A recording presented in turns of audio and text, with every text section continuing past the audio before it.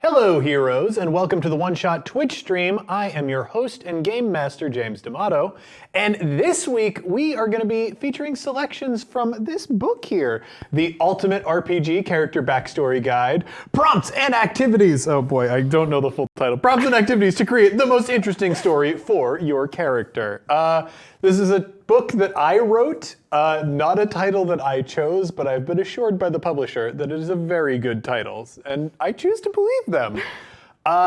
This book is meant to be an aid to role-playing games. It's, I think, fantasy-themed, but sort of system-agnostic, so you can take this to a lot of different games and a lot of different concepts. I've had people tell me that they've used it for creative writing exercises. I just had one person suggest to me that it could possibly be used to develop a backstory for a fursona. That's a buck-wild, fascinating thing that I never would have considered. But I think for the most part, this book should have something fun for everybody involved with it. And I invited two people to help me show that off. And the first one up is, I think, a new face to the One Shot stream, but certainly not a new voice to everyone, because you know Amelia Antrim from the Character Creation Cast. Hey! Hello, everyone. Amelia, for those who maybe have not listened to you, could you please explain what the Character Creation Cast is? Sure.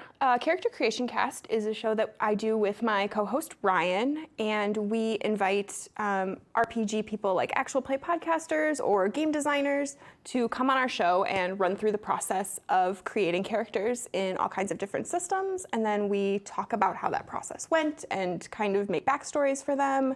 And then in between those series, we do Character Evolution Cast, which is our player advice series.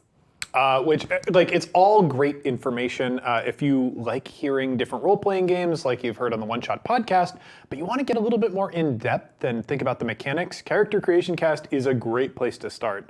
And if you're looking for a jumping-on point, their current series with Grant Howitt, who you know from designing things like... what are his tops? I mean, Honey Heist, is probably the most popular one. He also did Jason Statham's Vacation, which is extremely good. But he did Spire, which is a fascinating role-playing system. And the episodes of Character Creation Cast, I think, are really entrancing for that game. So please hop in and check those out. You might also recognize Amelia from Shadow of the Cabal, an actual play show that she's on. Yep. It is not affiliated with the network, but we can still plug it. Moving on, we've got another voice that you will soon be intimately familiar with, but you already know his face from the One Shot streams, and that is Steve Discont. Hello. Steve, welcome. Thank you. Would you like to talk about your new show coming to the network very soon? Sure. Once the show gets edited, looking at the person who does the editing. Man, if I could do that to somebody for my shows. Didn't you just bring a mirror in with you? Oh, that's true. I can glare at that mirror. How dare you? So we're going to be starting a show on the network called Session Zero. It's going to be me and my colleague, Porter Green. We are both psychologists from two different areas. I'm from industrial organizational psychology, which is essentially HR science, and Z is a licensed clinical psychologist. And we're going to be discussing role-playing through the lens of psychology. Which is fascinating. They've got a lot of great episodes sort of lined up. When they were pitching the show, it was before it was officially on the network and ink was dry and everything, they had 25 different subjects that they wanted to run by me because they weren't sure if we would want it. They're all fascinating. It's a good list. Yeah, we've played at the same table multiple times. We have an idea of a lot of the same type of questions we like to ask. So we're sitting down and going, all right, well, what are different aspects that we could explore through the theories we understand and a lot of the concepts we understand? And then somehow we got to the point where we're like, oh, this is over 30 topics. All of them. And clearly some of these can't be answered in one episode. I think I remember from the podcast panel at Gen Con, from Asians Represent, Daniel looked at my list and went, That's a podcast on its own. I'm like, which Yeah, one? it's He's its like, own you whole know, podcast. Religion. Religion and psychology. I'm like, oh, whoops, yeah, religion and gaming. Yep. That could be its entire podcast. But I'm very much looking forward to the subjects that y'all are going to be bringing to the table. Do you want to maybe tease people with what the first subject is going to be? Sure. So I will say our first couple episodes, because right now I'm trying to remember. Some of our first episodes are going to explore things like what does feedback look like at the table, establishing group norms and a lot of ideas of how groups are formed and things like that, and how you can address that at your table. And I think one of the ones I found really fascinating that we were discussing was this idea of implicit theories of GMing. So this idea that we have these underlying understandings of what a GM is supposed to be, allegedly, and how does that impact the experience at the table, especially if the person who's running the game has a internal theory about what they're supposed to do as a GM versus the players and what they're expecting out of their interaction and relationship. That is so fascinating. I mean, like, gosh, that subject just makes me think of the episode of Three Rocketeers that we did, where normally I invite improvisers to play with me on our shows, and I invited a group of jackals, JPC and James Dugan and Alex Manich, to play with poor PK Sullivan, who is a normal man, and only GMs for like normal human beings. So when James Dugan started describing the results of his own actions, it threw PK into the deep end a little bit. So I think like that is just useful subject matter for anyone. I cannot wait to listen to those episodes. But we're here to promote my book. Right. Let's get to the real stuff. Let's get to the meat and potatoes instead of having other fascinating conversations. So we're going to be making some not really making some characters. We're going to be enhancing some character backstories. So I want to know what characters did you two bring for us to flesh out? Oh, don't look at me like that. Are we going with more than one or just one? Let's stick to one. Okay. So because my current GM might be watching this, I'm gonna go with my character that I've been playing in an online game a friend of mine is running. Said the character's name is Buwan. It's in a fantasy type setting. How do I describe it? You ever seen Samurai Champloo? Yes. You remember Jin, like the stoic. Every move is very concentrated, collected, thought through, very samurai thorough. who plays by the book. Right. So make that an anthropomorphic elephant. Okay. And now make the sword a living blade of Quicksilver. Cool. What system are you using for that? It is actually a homegrown system that our friend Sean is currently playtesting and tweaking. Super cool. Do you hold the sword with the trunk? Elephants don't have thumbs, and I have so many questions. Well, anthropomorphic. Anthropomorphic. So it's part human, part elephant, essentially. All right. No, that's fair. I got a picture in my head. I had some questions. Haven't held it by the trunk yet, but clearly now I'm going to have to find a reason. I mean, you gotta get some trunk action. Oh, in there's there. been trunk action, just not with the sword. Oh boy. Trunk action. Hey. Hey. Okay. Amelia, who are you bringing to the table? I'm trying to decide if I want to do one from our show that I haven't actually played, because I feel like that would be more fun. Ooh. So like a character that I don't know very much about. That's really cool, and I think that would be a great way to help promo your show, get people excited about this character. Who you bringing? Let's do my Masks character. Yeah. Which Very popular on the meme. yes, I'm gonna go with her name is Phoenix, and what is her real name? I don't remember. Someone remind me. Oh boy. Gosh, I think that's one of the questions in here is What is your character's Phoenix's name? real name? There it is on page 60. Okay. I'm sure I have it written in my phone somewhere. Okay, so I think, let's see, so we've got a sort of warrior elephant, anthropomorphic elephant character, and we've got a teenage superhero. Right. So, Clearly cut from the same cloth. Right, this is the same game.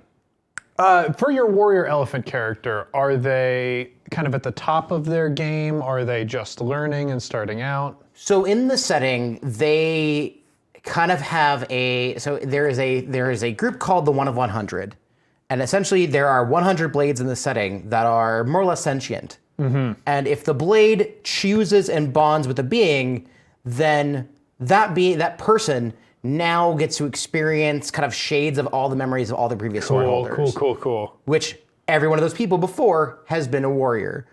In this case, the character that is now named Buwan, because they always take the names of the previous sword, the name of the blade. Buwan was a diplomat instead of a warrior first. Okay. All right, and you've just freshly acquired your blade, would you say? In the game, I've had it for a couple months, but I'm pretty solid at what I do. Okay. Because again, I've got the memory of hundreds of previous sword holders. For sure. But like, would you say that you're new to the world of holding a sword, or like you're totally comfortable with cutting people down? You used to be a diplomat. So I've come from a group where we don't kill people.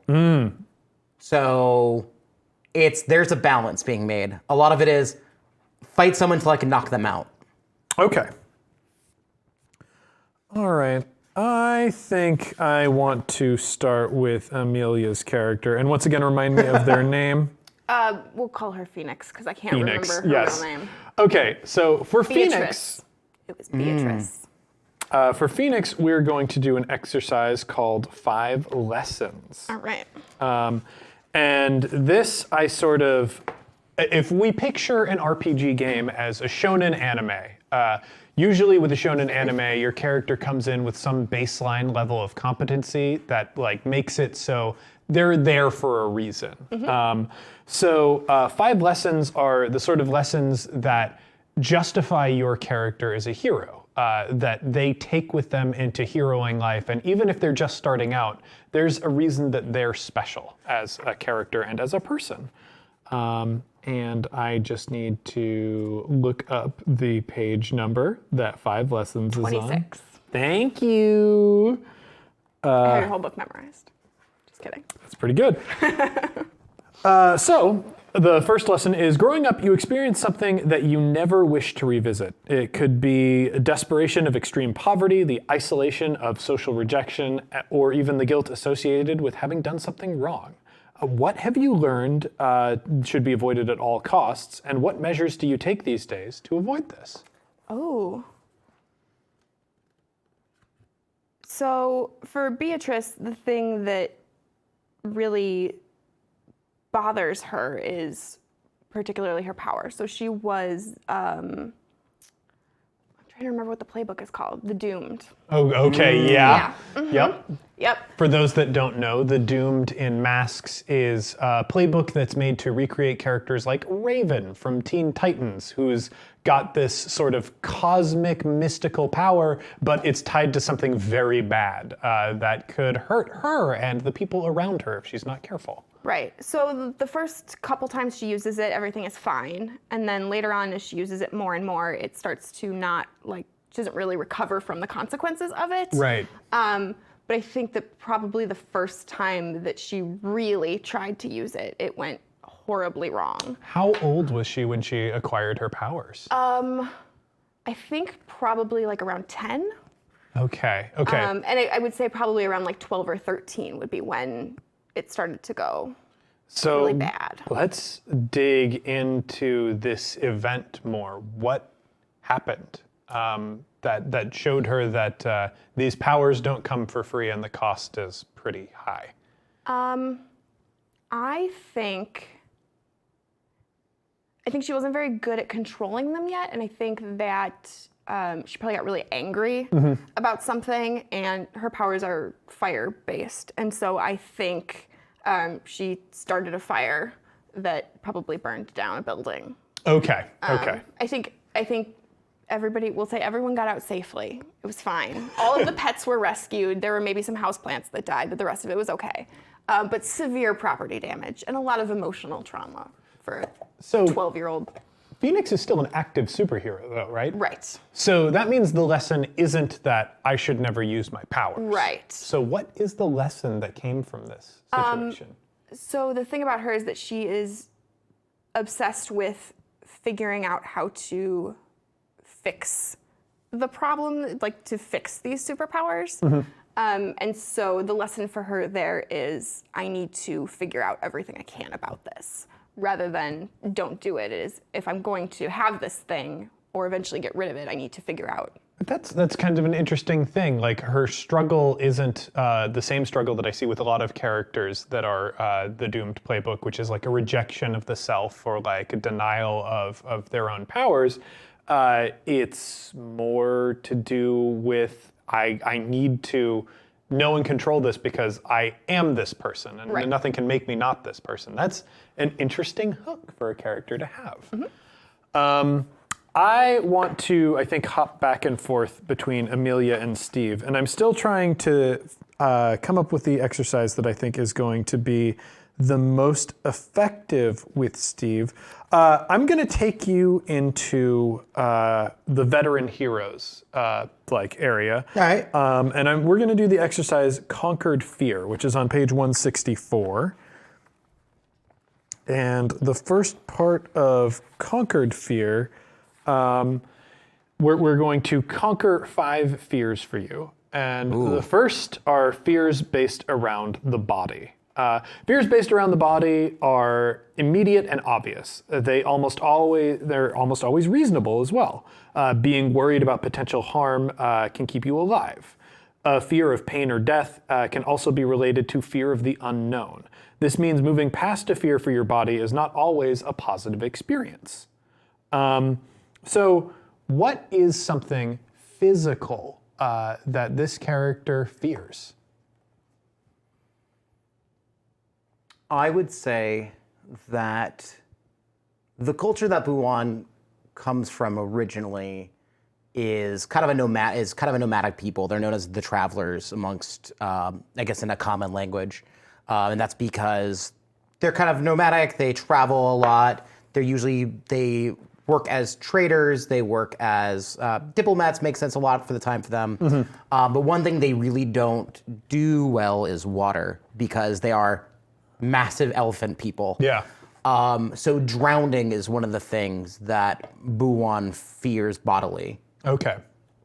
And in this perspective, this is a conquered fear.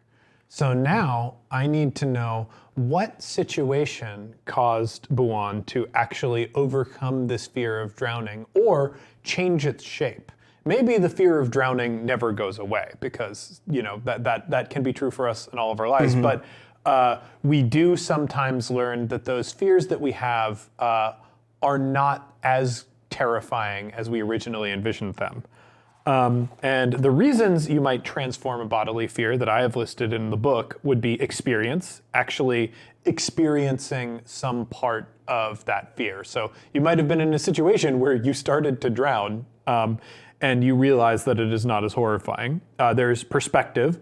Learning that there are fates more terrifying than your imagination originally envisioned is harrowing, but it can also put lesser concerns to rest. And then there is acceptance. Some fears can be banished with acceptance. This can be a healthy move to understand the fear in a better context. I wrote something different there, but I got lost halfway through reading that sentence because of dyslexia. I'm going to go with perspective. So as I had mentioned, when someone bonds with the 1 of 100, they get access to the memories of all those who held the sword before them. Yeah. That includes how they died and how they got cut down or died in battle. That's a lot of trauma to take on. I have so many questions about this. Oh yeah, there's my God. basically bonding with the blade. There was a lot of sure, drowning is something to be feared, but just so you know, here's what happened to multiple people who had this blade before me, before you held me, before you held us. Here's what happened to them.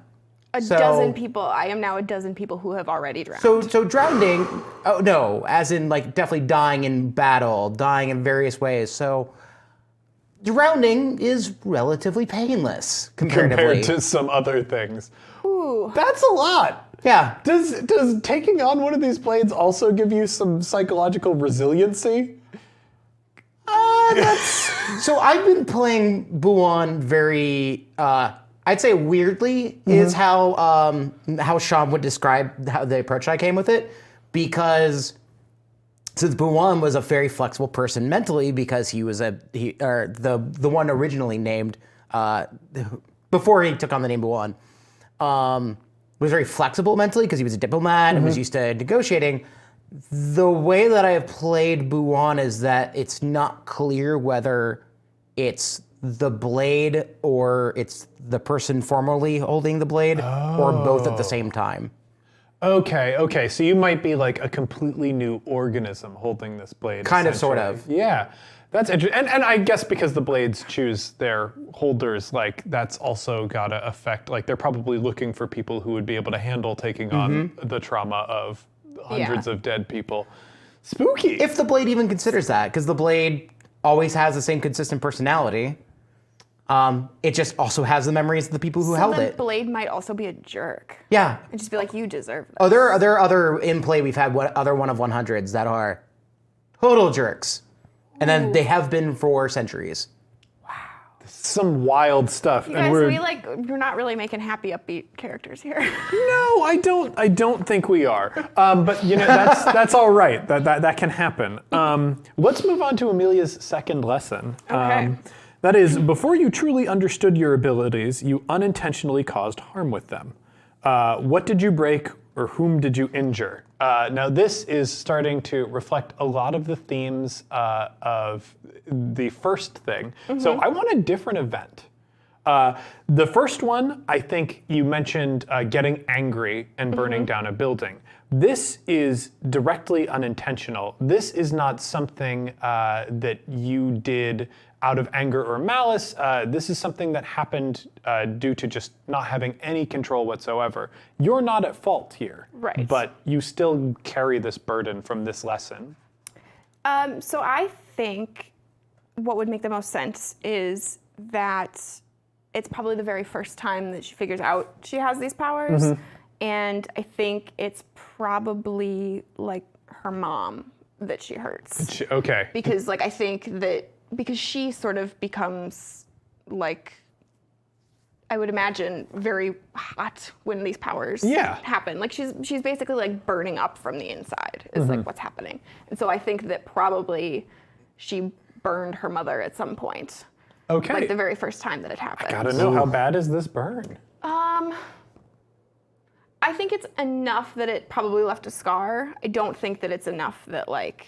Yeah, so it's not like skin grafting or right, anything and I like don't that. think that like like I'm never super interested in playing out like the orphan story. Like Yeah. that always. Now, because it's in a superhero setting, is it the type of scar that like mom always hides under the long hair that covers her face? I mean, I think it probably is like a super cool scar. Oh, like okay. it looks really awesome. It's probably like on the back of her hand or something like that, but it looks really cool. Okay, we got a cool looking back of the hand scar. How did you make up for your mistake? Because in this scenario, you have been forgiven for this. Right. I think that it's just sort of a traumatic experience that makes her very wary of being around people in general. So in this scenario, even though you were playing a flawed teenager, this is a lesson that you've learned. And the last one, we sort of left you with something that has like permanently given you this drive to learn about yourself. In this one, you have hurt somebody unintentionally close to you, but you did still learn something from it. So you're not just getting trauma from this situation. Right. You're getting something useful.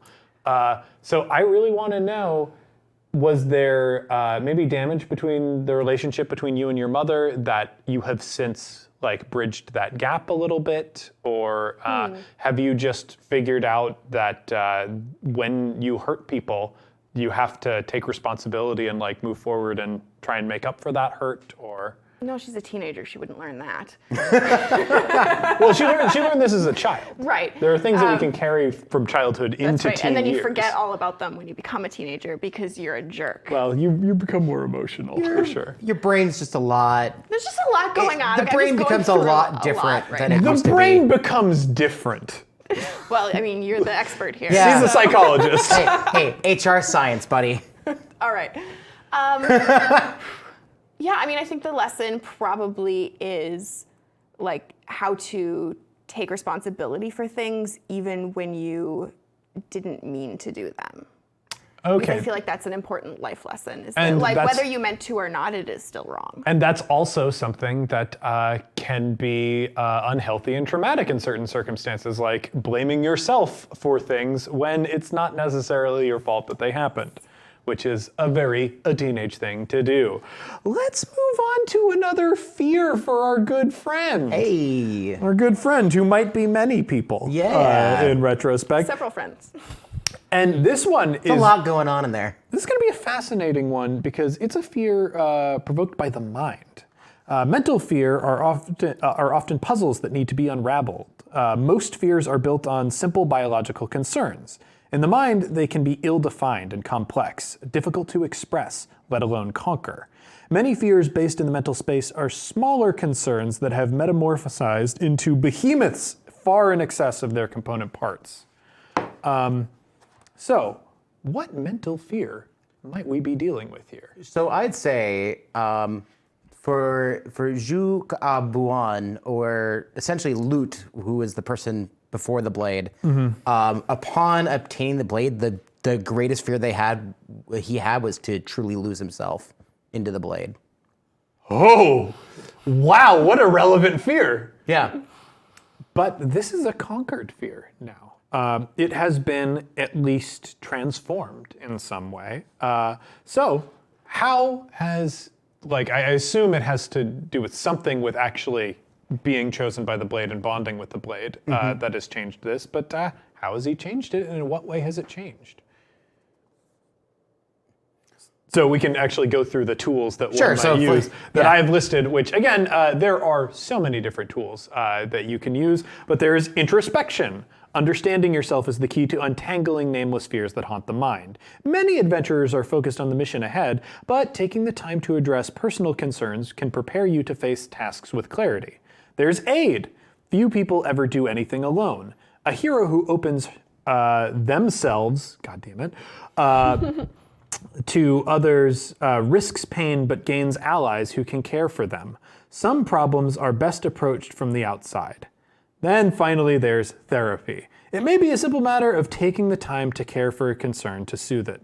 Adventurers mostly solve their problems by drawing a sword and charging into action, but some beasts can only be slayed with time and care and perhaps the counseling of a professional licensed person. Or like a really nice bubble bath. Sometimes you just need to like spend some time with yourself. Some self-care, yeah.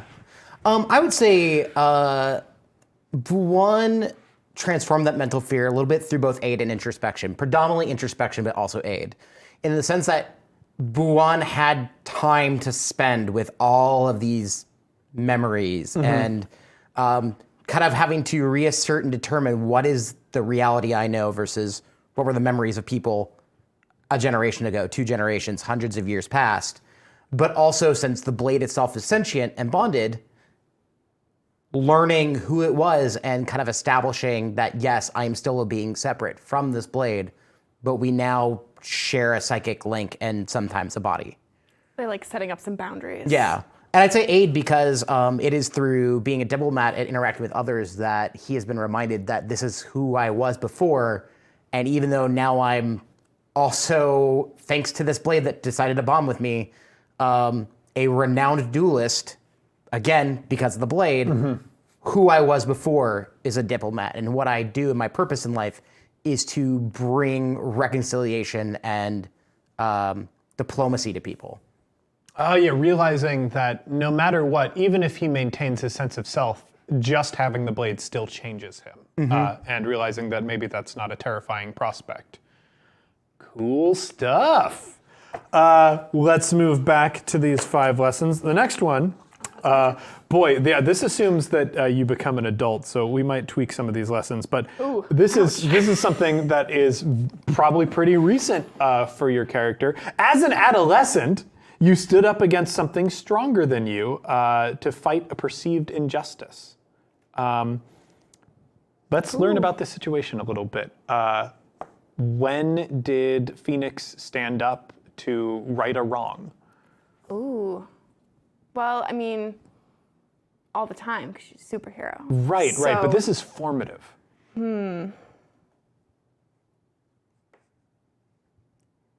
I feel like, I mean, because all of these are pretty, like, these are all going to be like the first time something happens. So I think that the first time it was by herself. So her nemesis is William Calloway III. I remember that. Sounds I like can't remember a real jerk. Right. I can't remember my What a character's name. name. But yeah, he's the president of Callaway Corp, which is an energy conglomerate. Oh, great. Yeah, it does Yeah. not sound good. Right. Yeah, like totally cool dude who doesn't do human experiments. Right. And so, I mean, but she is basically this untapped energy source. For sure. And so I think the first time Oh. that she has to stand up to him when, like, I feel like I don't want to say kidnapped because that feels really awful, but I feel like the first time that she had to be like, no, you can't, like, I am not some weird experiment. I am a person. And I think that Maybe not that- kidnapped, but maybe like deceived into. Right. Yeah. Oh yeah, this is the Yeah, come to our part-time science- job. Right, come to our science camp. Yeah. Where we do human experiments and don't follow good clinical practices. It's, Who needs an IRB? right? They're the worst. Ethics. Right? No, I work with them. They're really slow and annoying. hey, I do research. I know that life. Right? Like, I understand their importance, but I don't like them. So I think that, like, the first time that she kind of realized what was going on there was probably a pretty Cool. formative experience for her. Well, the question to dig a little bit deeper then is, what did you lose in pursuit of your ideals? So in this conflict, what got taken from you? I think that the chance of that, like, going well, I think that there was a chance that, like, if she had sort of cooperated with what they wanted, that it could have gone okay. But then, like, refusing to cooperate with that means that, like, you've turned down the nice offer and now we are on to Now we're on the Any phase where means we just try necessary, and right. get you. Okay. How did this event shape your response to wrongdoing that you see? So, like, since this time, like, you have the duality of standing up for your ideals and rejecting this place, but also knowing that it cost you something. So now, when you observe an injustice, what's it like? What goes through your head when you're deciding whether or not to intervene? Also, keeping in mind that you have this other formative situation when you were a child where you got mad and your powers burned down a building. Yeah, I think that that's a really delicate balance for her, probably, because I think the response to injustices is to take them very personally, because it was a very personal experience for her. So I think that, like, seeing it in other people, there's sort of this memory of, like, that could have been me, this could have gone wrong. Yeah. It potentially still will go wrong. And so I think that that's a really delicate balance that she has to constantly try and walk, to, like, not be angry about things that are happening to other people, because that will only make the situation worse. Has there been a time that Phoenix observed an injustice and didn't step in? Ooh. She's in high school, right? Mm-hmm. I mean, that's All day, that's high high school. I could burn this teacher for giving us too much math homework. Yeah, I mean, that is an injustice. Just kidding. She'd be like, great, more homework. Sounds great. What a nerd. I know. Well, that's. I know what I'm about. Shut up. I think. I'm trying to decide, like, what order these things would have happened in. Because I think that probably shortly after she burned down this building, there was a while where she was like, I'm not going to do anything about anything. Yeah. Like, I need to just, like, Yeah. keep it all in. Number 3, I think, is the most recent one, right? Like, Right. you described number 1 as being something when you were about 10, and I got to imagine that 2 is like the very first Right, appearance of your right. powers, so you're younger than that. So I think, yeah, I mean, I think that like there's probably a time where she's really worried about losing control of that power again, though. So there probably is a time where she sees something happening, like let's say in school or something like that, where she kind of steps back more than she wants to. Like she would rather intervene and do something, but I think maybe just mentally she's not in a place where she feels like she can do that without causing further harm.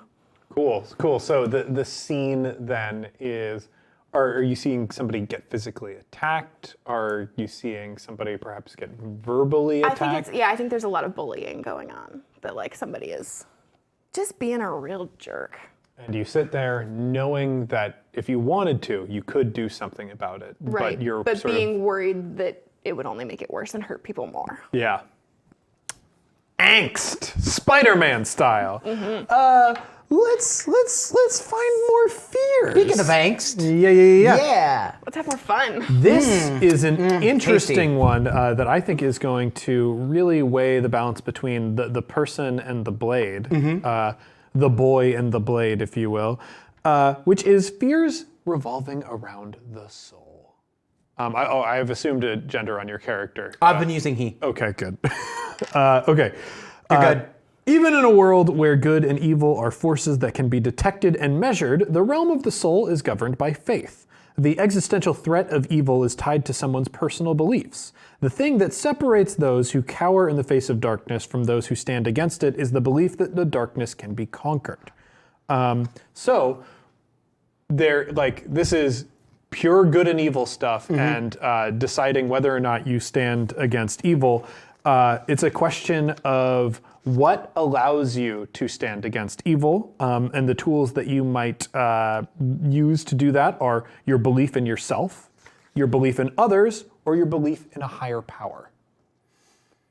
So for Buon, he definitely believes it's through the belief in a higher power. So as I give lots of background setting in the system, the travelers are also known more or less that they're blessed. They are actually blessed by some deity. Whether or not other people want to believe it or not, they are clearly, if they're not causing harm to people, they're just better. Mechanically, any rolls that I make that aren't in combat, I get a +1 on. Just because you are bonded with a blade. No, because because the culture I come from is chosen by this deity. Okay. Oh, okay. So the travelers are definitely known as because they're a pacifist group, their god protects them. So for him, And you still qualify for that protection? if even I'm when not you're killing. Okay. So for him, it is the belief in what his people call the matriarch of the universal tribe. It is his belief in the matriarch that gives him the essentially the strength to be able to fight against what is considered the darkness of this world, and to be able to stand to it. Very cool. This is so complicated. I like the mythology. I like it. Yeah. So it We had a really good session 0. I love session 0. We could talk after this, and again, if Sean is in the stream right now, we as a player group created the cultures. So there was the base. Here are the 5 culture options. Here are the 5 physiology options, and here are the 5 classes. So we tied a physiology to each of the types of cultures. Oh, cool. And so that's when the fact that the travelers and the blessed were also these gigantic elephant people, that came through that process. That's so good. super neat. Let's move on to your next lesson. And when you were a child, someone close to you hid a truth from you. As an adult, you realize that person's deception. So I imagine this is bound to your powers, but it doesn't have to be. I was trying to think about that because I feel like that's the easy answer is that it is, but I think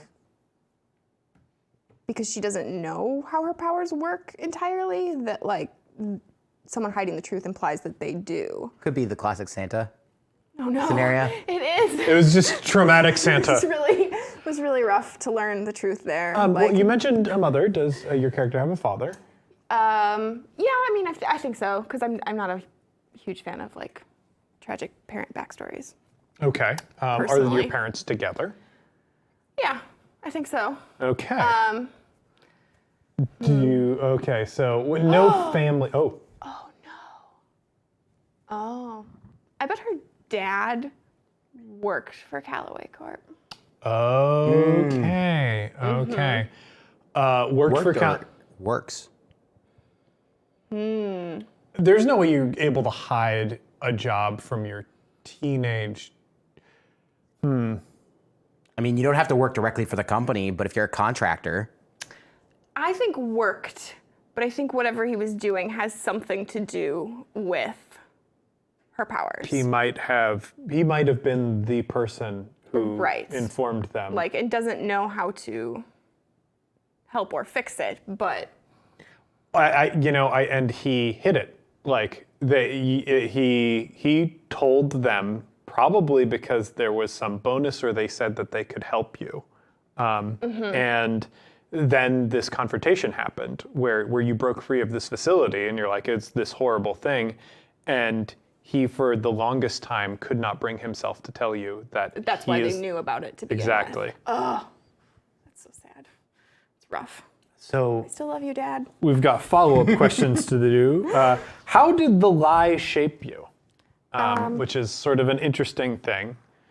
Because the lie, I think, really is that your parent, this is like you learning that your parents are fallible, right? Like that they don't always think things through, or that sometimes they feel overwhelmed and they look for help. Right. Or that like sometimes they also make the wrong choices. Yeah. Yeah. And so I think that that's probably the first time that she sort of learned that lesson, because I think that's a thing we all learn at some point, is that our parents are not magic or perfect all the time.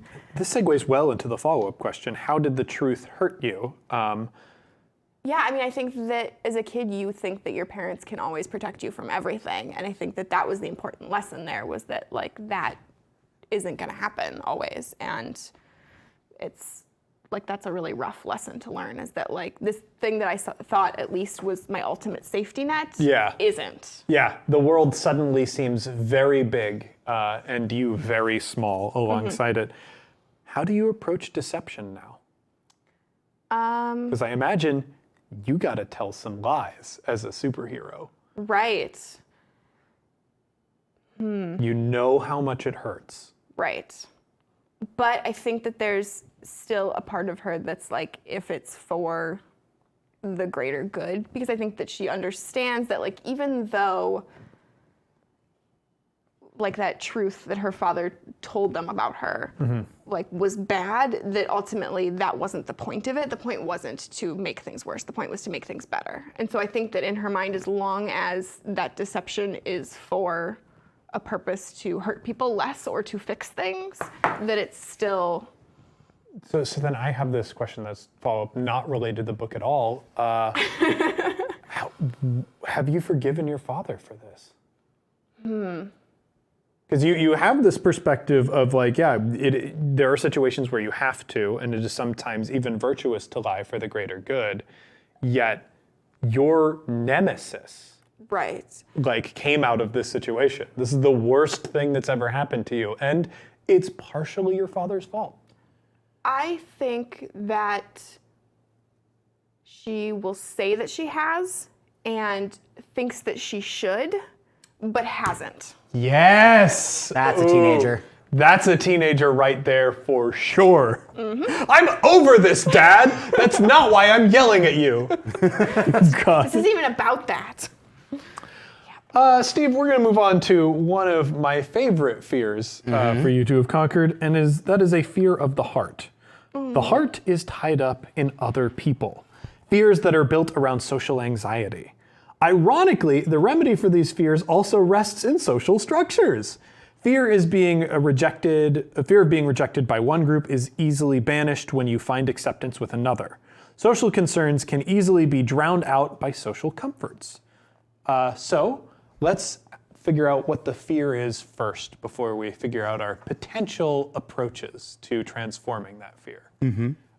What is a social fear that your character has? You're a diplomat or part of a culture of diplomats, which makes a social fear for you pretty interesting.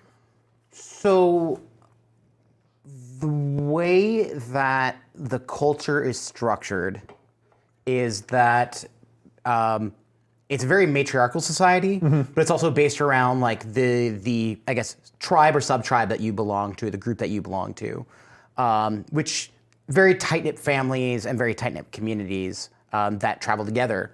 So I think the major fear that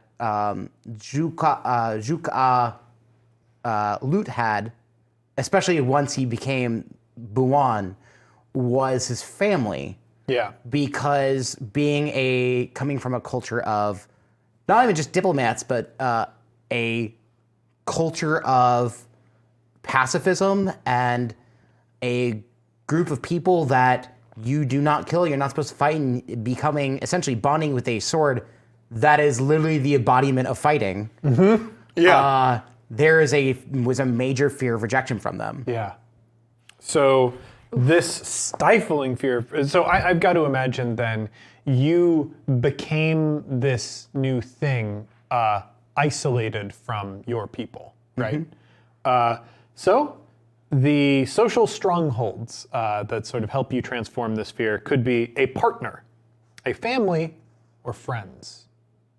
What thing gives you comfort or makes it so that perhaps you haven't experienced this rejection that you feared, or perhaps you do, but there are some people that make that okay? So considering where we are in the game and where things started out, and kind of the timelines that exist, I would say the fear is absolutely still there. And one of the few people he's had to bond with is the sword itself. Whoa! And what else would be able to kind of patiently accept all of this processing, but something that has literally heard the thoughts of dozens to hundreds before him. Yeah, you And has watched those people go through that same process. there might be someone from your specific culture So in that. we decided that I was the first. Okay, so you don't have that. But you have seen probably dozens of people rejected by their paths, and you saw that they went on to live lives after that. Yep. So that's a fascinating way. So like you're kind of waiting for the shoe to drop, and you don't even know if it will or what will happen, but it's transformed in some way. Like there is a piece that this is not an existential threat. This will not destroy me. This would just be another part of life. Right. Fascinating.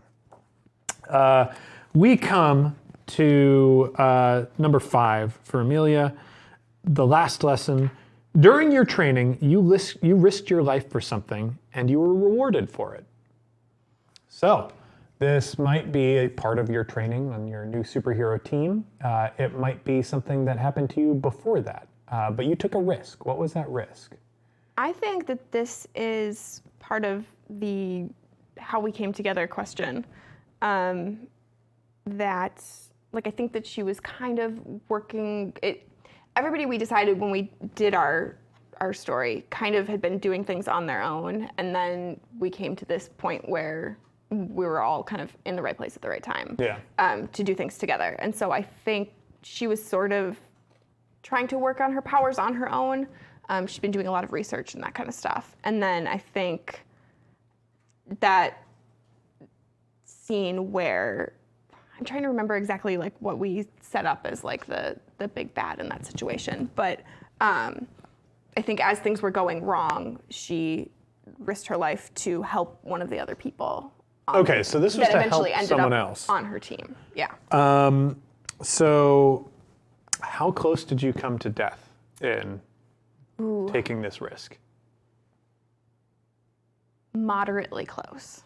Okay. I would say not like deathly injured, not like going to imminently die, but you know, when you're a teenager, like any brush with death is like You know when you're a teen and you have a brush with death and like how that tends to stick with you. God, all the time. All that when you were a teen. Remember when you were a teen? And you almost died. And you almost died. Remember that time? Remember that time? Did we not all have that experience? I mean, like once a week. But Phoenix certainly did. Okay, so Right. you realized your mortality. Like Right. something happened that made you realize your mortality. I actually want to dig down on this a little bit. Paint me the comic panel. What does that look like where she has this realization? I think that it's after everything has, like, after all of the dust has settled and, like, the adrenaline has sort of worn off, that you have that moment of, like, oh my God, what just happened? Yeah, Like, I because can as everything's see. happening, so, like, I think that it's all of, like, she's standing there and, like, all of the dust is sort of settling around her, and I think that probably the other people on the team are, like, sort of framed around her in this panel, and, like, the dust is kind of settling, and this look on her face of, like, oh God. Is it like one of those things where like the camera zooms in, but like it does, like if it were like a movie, it would be like one of these, like the zoomer does like. Well, yeah, it's a 9-panel grid where Yeah. it moves in closer to her face, and like those last 3 panels, we see the expression just change, like just very, very cool.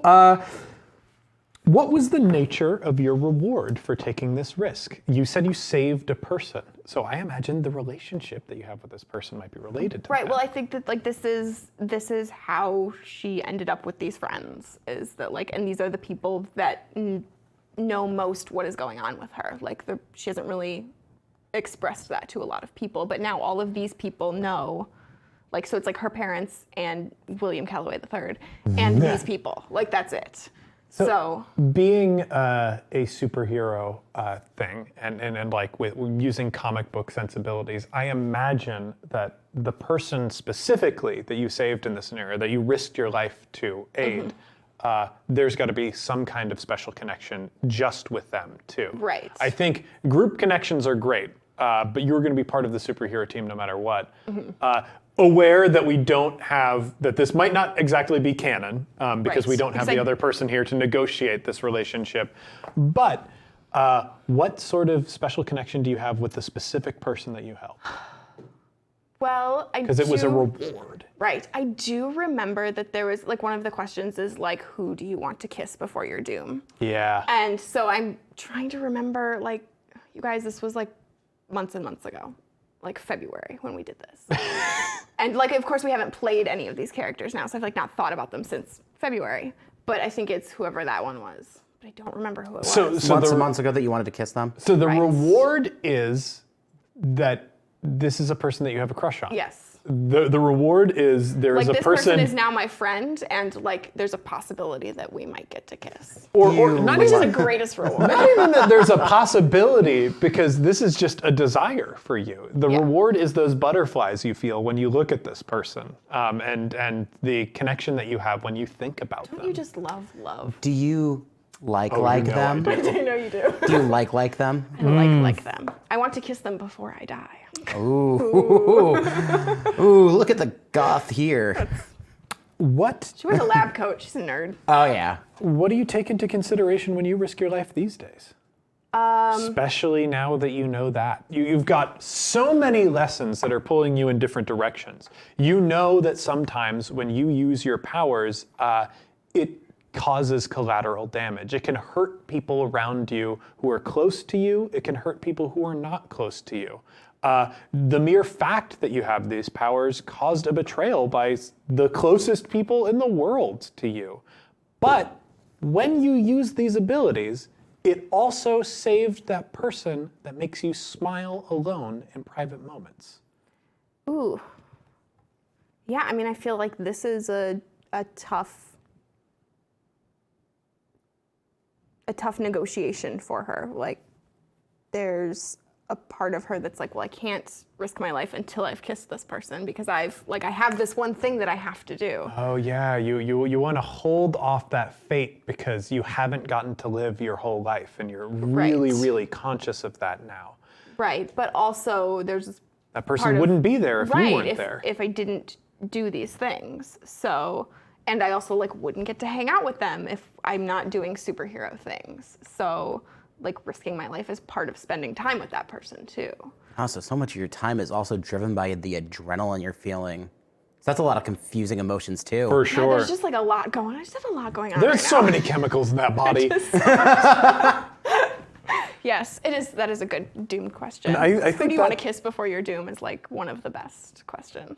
That I think has given us a perfect place. The lessons that you've learned as a teenager really have shown you that this is all very complicated and Yes. that you don't have a definitive answer, but you know all of the stakes, or you have at least a deeper appreciation for the stakes than you did before. But I think it's these driven her events. desire to, like, her sort of obsessive desire to find all of those answers, even though I think there's part of her that knows that these are really complicated questions and there aren't answers. Yeah, there but, aren't like, she's black and gonna white find answers. them. But that's great. That's great.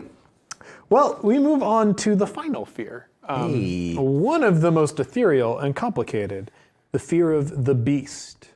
The beast has many forms. It slides into every realm of fear, enhancing and underscoring what is already there. There are two ways of dealing with the beast. They are both sadly temporary remedies. We have to refer back to 5 fears for a second because that explains the beast a little bit better. That's on 62. Let's see here. The beast. Despite being abstract, the beast is probably the most commonly represented fear in storytelling. It is based around the unknown and unknowable causing harm. The most obvious manifestation of the beast is monsters, awful things that lurk in dungeons with sharp teeth and steely claws. It is easy to play a character who fears a specific type of monster. Almost every creature found in the monster manual or bestiary is individually terrifying and is easy to empathize with a character who sees monsters that way. The beast is also a central aspect of cosmic horror, where forbidden truths unravel stable aspects of reality and to make our world unstable and unsafe. There's also an element of the beast in fears that drive hatred and bigotry. Those who are ignorant and fear what they do not understand are in the thrall of the beast. So, you fear something unknowable, abstract, hard to give a name to. What is it? Or you used to, and that fear is somehow transformed.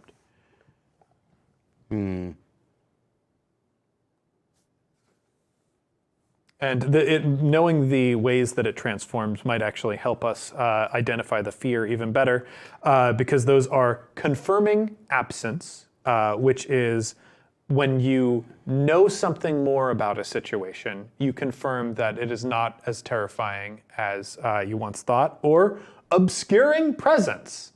This is, that fear is absolutely there, but you have shielded yourself from it somehow. So, in the setting, there was a major war that brought all the major cultures together. Mm-hmm. And this war was primarily against vampires. Vampires did not exist in the setting before. They suddenly showed up. Much like the X-Men. Much like the X-Men, yes. And the problem was that the vampires could blend in essentially with the most common people who were essentially like winged humans. Mm-hmm. So there was a lot of mystery, especially in the wars that led to the fight against the vampires, which came to a more or less a ceasefire 20 years ago, about what they're capable of, who they are, who is a vampire at times, what can you expect. So I would say that fear is there for a lot of those who especially travel, because you could end up being victim to one and not be ready for it. So I'd say confirming absence is one of the ways that Buwan had conquered it, because the blade itself had never really dealt with vampires until the war. Based on who was carrying the blade beforehand. But Zook Lut, the elephant, or the traveler, definitely never dealt with them in his generation. Mm-hmm. So there was definitely a fear of that. And even though the sword gave knowledge that, yes, they exist, it was probably interacting with those who had the knowledge, those who actively hunted the vampires, those who protected people against them, having the ability to confirm the absence of what's truth and what's not about them has helped ameliorate some of those fears and some of that fear of the beast. Knowledge is power. And I got to imagine there's some element of obscuring presence too. The idea that vampires are out there, but there's a thing like, well, I'm not confronting them right now. I have other things to settle on, and focusing on the tasks ahead of you rather than this abstract horror. Absolutely. I'd say not a naivete of just going, well, they're not here, but more of a, if I worry about this day in and day out, nothing will get done, and it's not productive to do that. I will cross that bridge when I come to it. Yep. Awesome. I want to close this out doing another exercise together, which is one that is a world-building exercise that we can all participate in, and that is on page 81. That's damn Merlinials. Oh no. As often happens, older generations of adventurers look down on and resent those just starting out. Choosing details about your setting and using them to answer the prompts to define the divide between the old and the young. So we're going to be starting from a blank slate, generic fantasy setting, and we're going to do some world building by creating a culture clash here. Before we get started, we have to establish the truth of this world. Are there more or fewer adventurers now than there were before? So is this a sort of heyday where we're getting an influx of people to this job? Or did there used to be like an age of heroes and now it's sort of rare to see new heroes? Are we bouncing back and forth on these? I think we should all collaborate. Yeah, we're collaborating. It's a big, horrible mess. I think that there are fewer. I think that there's just not as many unexplored places, and there's just, we've kind of, we've gotten all the gold out of the hills, and we're just, we don't need to do that anymore. It's not profitable. We're moving to the next stage of capitalism. Right, Got it. right. Now it's time for an industrial revolution. It's time that everybody respect everyone who already got all that money. Yikes. And realize that it doesn't need to change hands. Help. And that we should be spending our resources protecting that. Right, totally. So, cool. There are fewer adventurers now than there were before. But if you would just would go out and look for treasure, you would be able to find it. James says that this is too real. Yeah. It's about to get realer. A wise, cruel, or controversial leader sits on the throne. Let's go with wise. Ooh. So we can Back feel a in little bit 2008, eh? Thanks, Obama. let's go with wise so it's not too real right now. Yeah. I mean, it's already too real, but let's not get This too is a fantasy setting, realer. so it's Yeah. all right. Okay, this is a time of relative peace, Sorry, upheaval, or brutal conflict. I think upheaval. We're on that precipice. Okay. But with a wise leader. With a wise leader. With So a wise maybe leader. we can maybe roll it back, but we don't know. We're not sure yet. This feels very familiar. Crap. Technology. A new piece of technology fundamentally changed the way our world works before we even entered the adventuring profession. It could be related to heroism or have nothing to do with it at all. To determine what it is, we're going to choose two of these options. The options are, it is magical in nature. It created a new industry. It made people safer. It exposed the world to new dangers. It is something people use every day, and it caused widespread controversy. So before we even know what the shape of this thing is, let's choose two of those options, and then we'll dig down and figure out what it looks like. What do you guys like?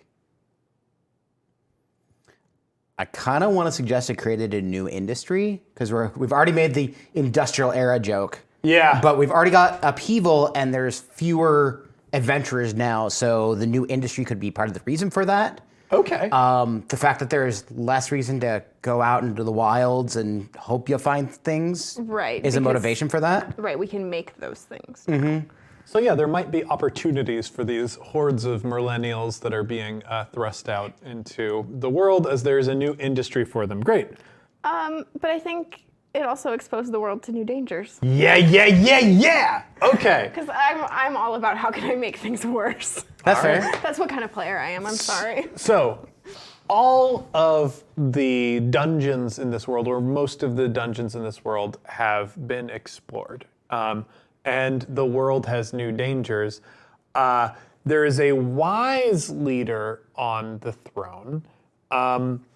I am kind of thinking, let's play with colonialism a little bit. Let's say we have interdimensional travel or interplanetary travel All that right. is sort of opened up to our world now, where it is possible, and some industries are pushing to make it more possible, to go somewhere else and try and grab resources.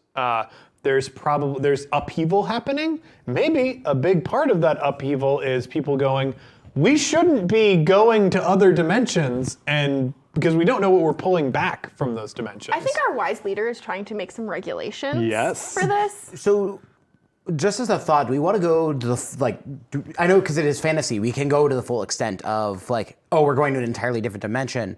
But I feel like fantasy also tends to be very rooted in one core area. European, yeah. So usually even in fantasy settings, it's usually regionally locked. Like the story is of this realm. So even just going to a completely foreign, a different continent, where a culture might be vastly more advanced than yours, or even just completely different resources than you even knew existed. Is that where this new But I was throwing that came idea from? even dimensional versus even still of this earth. Oh. So Right. this is technologically rooted, no matter what. Right. So the idea is, if it is a intercontinental thing, it means we have developed some sort of travel that allows us to go to this other continent. And it created a new industry. So this could very much be an age of exploration, age of sail type thing, where we've just developed a new vehicle. I've been grappling with this a lot in my world building sessions that I've been doing. Oh yeah, I bet. So let's think. What is this? Is it ships? Is it like big old ships, and the industry is people signing up to be sailors to go to these new places?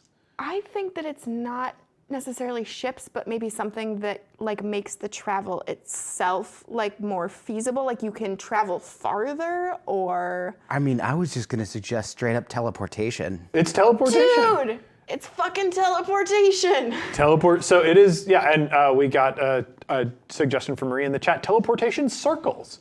So millennials are hired to go out in these bands of 5 or 6. Millennials are killing travel. They are killing travel. Yeah, the cart industry hates this. I mean, all those shipbuilders we're putting out of work. Yeah, exactly.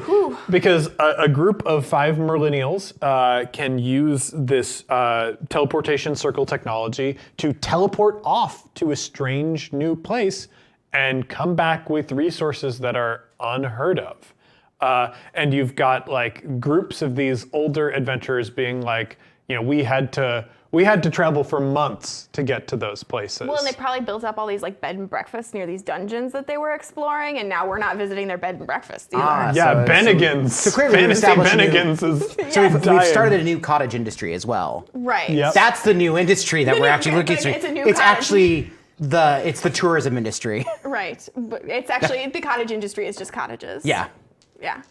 Yeah, so there's a lot of upheaval there. So, okay, what is this technology called? Do we have a name for Well, apparently these circles? it's called Porter. Porter. Great, yeah. PORTR. Yep, great. Oh no! Gig based. Honey, I hate you. I love you. That came from my husband, y'all. What a good husband. How do older generations opt out of the changes that it brings? are there people who still refuse to use Porter? Well, I think that they don't trust it. Mm-hmm. And they just don't understand how to use it. And like... So there are like logistics companies especially that are like, oh my God, you are killing us. Just send the cargo through Porter. It's going to save so much time and so much money. And they're like, I don't trust it if it's gone through a portal. I want it to be on a wagon for 8 months. This is right. This is like a chain of custody. But I think the rationality is entirely different, though. Not just like, well, they literally just came through a thing and weren't there before. Mm-hmm. We have no, like, there's going to be that skepticism of like, yeah, but is that really my son that came back through that portal? Yeah. They've been off, they went elsewhere, and now they've come back and they have a new attitude and perspective. You know, these millennials, there's just something different about them. Yeah. And they like, and that is like the Alex Jones conspiracy. Yeah. They're not even people anymore. Oh my God. They are. As soon as they went through that portal, they stopped being your child. Oh my God, do these old people not have object permanence? If they were, but would be they fair, have voted for this wise leader that they have instead of this corrupt one? I don't think so. I think, even to be fair, something gets teleported to a completely different place. Now, these people come back who are allegedly our children Mm-hmm. and the children of their friends and family, and they're bringing back all these supplies we've never seen, all these materials that are completely of a new world to us. And they don't share our political beliefs, and they're queer now. What do we do? Oh no, I'm pretty sure he was Yep, that's it. The portals also make them queer. Make you queer. The portals make you queer. I demand more portals. Actually, that is the truth of the world. The portals do make you queer now. That is a side effect of the portals. My son came back through the portal, and Now he now likes my dudes. son is in a relationship with multiple people, and like all of their partners seem nice, but I'm just not used to this. This is not the way we did it before. Thanksgiving can't handle a polyamorous child. They can't. Porter, We don't have enough dishes. We don't have the place settings. we don't even have enough chairs. We're gonna use portal plates? I don't think so. Just run out and get some more. Not with that portal, you won't. Come back with 3 new wives by the time you come back. This might have led us already into the new other change, social. A new social trend is common amongst younger generations. Changes the way people approach Yeah, no, I think we already have the answer to this. It changed the way people approach sex. Guys, Cool. that's really the first choice here. Cool. That's one of them, one. though. There's also, it involves controlled substances. It is related to music or dance. It is currently illegal. It has been relentlessly commercialized. It is made possible by magic. It has been condemned by most churches. I'm trying to find a way to make polyamory relentlessly commercialized. Yeah, well, I mean... And queerness commercialized. That's other than besides pinkwashing. The wedding industry. The wedding industry. Oh, Well, man. I just think, but like, think about, like, this is the Thanksgiving conundrum, too. You're going to have to buy more plates for all these extra people, and... Suddenly there's a plate industry. Suddenly... Yeah, place settings and stuff. I think weddings. I think you're right. I mean, weddings I think is a big part of it, but there could even be like, they could be selling the idea of portal vacations, right? Like you go through Because of the cottage industry. You go through this portal, and when you go through, after you go through, you're going to be queer, and everybody else is going to be queer and into polyamory too. If you are a lonely young person, that might be an appealing vacation type. There could be like these weird singles Or a vacations. lonely person regardless of age. That's true. That's true. But you were the village reject, but no longer once you go through a portal. and that can be related to porter. this Well, exercise. you have twice the options now because you're queer. Yeah, exactly. Or more. Or more. Or more, yeah. There's like, you're taking a shotgun approach to romance now. Right. And like, you have this option to like, change yourself and join like, but this is like against the older generations versus the younger generations. So yeah, of course there are going to be some older folks that are lured in by the vastly superior queer polyamorous lifestyle that is accompanied by the benefits of instantaneous travel. What? Por qué Sure. no los dos?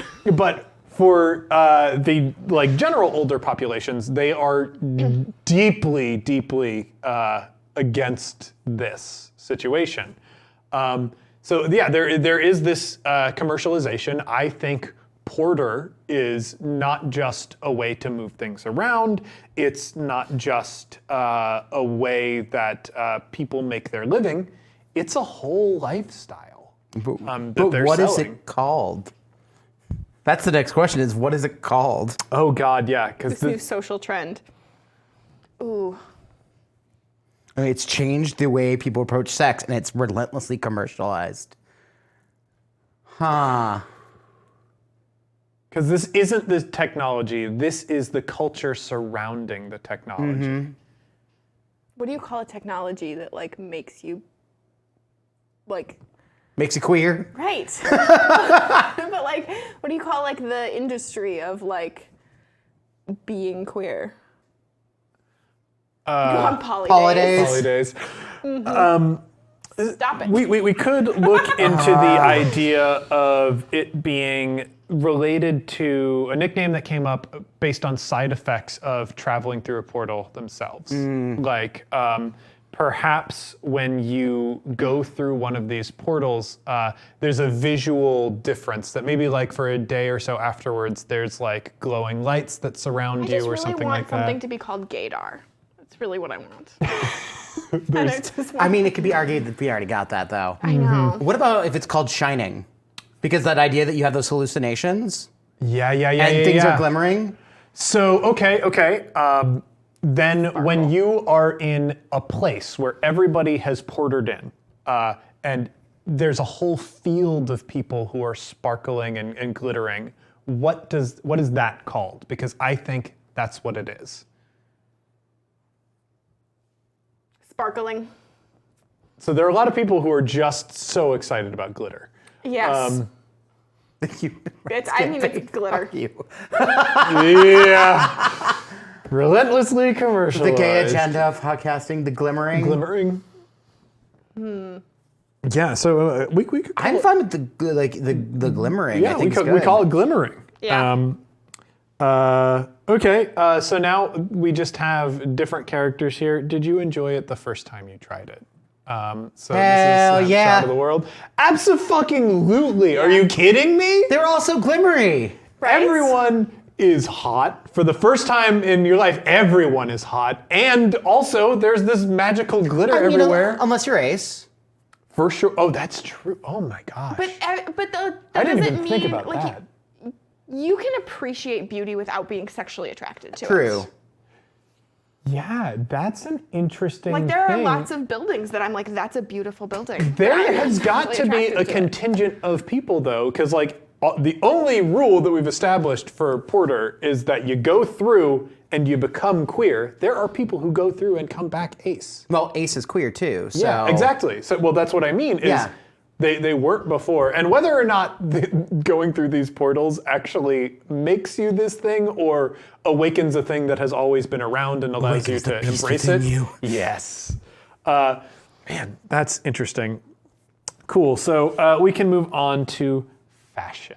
Well, also, I think you had a thing at 5, I right? do. Oh, are Yes, we which at 5? is 509. 509. Okay, so you know what? I think we have laid down some great world building things. There is more to the damn Millennials exercise. You can have the fun that we had creating Gay portals. gay portals. Gay portals. Gay portals corrupting our youth. You too can have gay portals with. You too can enjoy the glimmering. Yeah, come glimmer with us. Buy this game or buy this book and put the glimmering in your game. It will be a lot of fun. Thank you so much, Amelia Yes, and this was so Steve much fun. and Joe for really running the board for us. You can find this anywhere books are sold. That's at your local Barnes & Noble. That's at an indie brick and mortar bookstore, or online sellers sell them as well. If you do purchase from an online seller, be sure to leave a review. Right now, I've got close to 20 reviews, and at 25, my publisher told me that is a magical tipping point where the book is suddenly a lot more visible across the site. So if you help me get to 25, I would be extremely appreciative. On certain online sellers, you can get this book for $10. It is a $15 book, so that is an incredible deal. Check your library. Thanks them to get everybody for hanging out with us. I think when we send off, we should glimmer at them. Yeah. So there's